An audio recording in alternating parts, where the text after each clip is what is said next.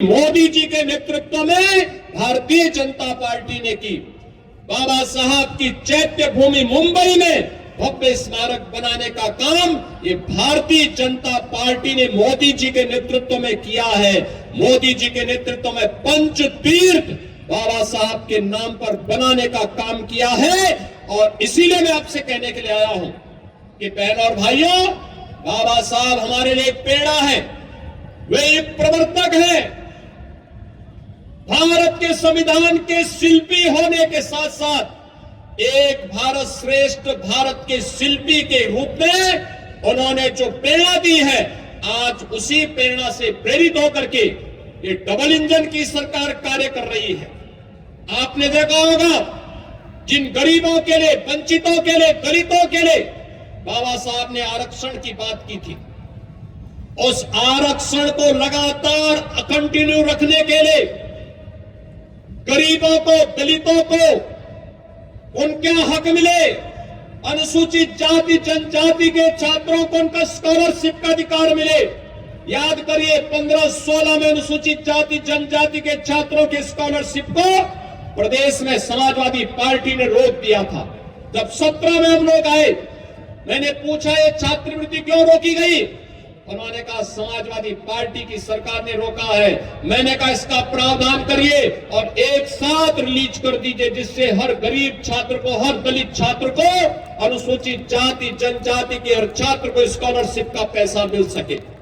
और बहनों और भाइयों, मैं आप सबको ये कहने के लिए आज आया हूं, यहां पर लखनऊ में बाबा साहब की स्मृति को जीवंत बनाए रखने के लिए, अनुसूचित जाति जनजाति के छात्रों के लिए एक भव्य स्थल बने, वहां पे शोध हो, बाबा साहब के दर्शन पर शोध हो और उच्च शिक्षा अर्जित करने के लिए स्कॉलरशिप की व्यवस्था हो।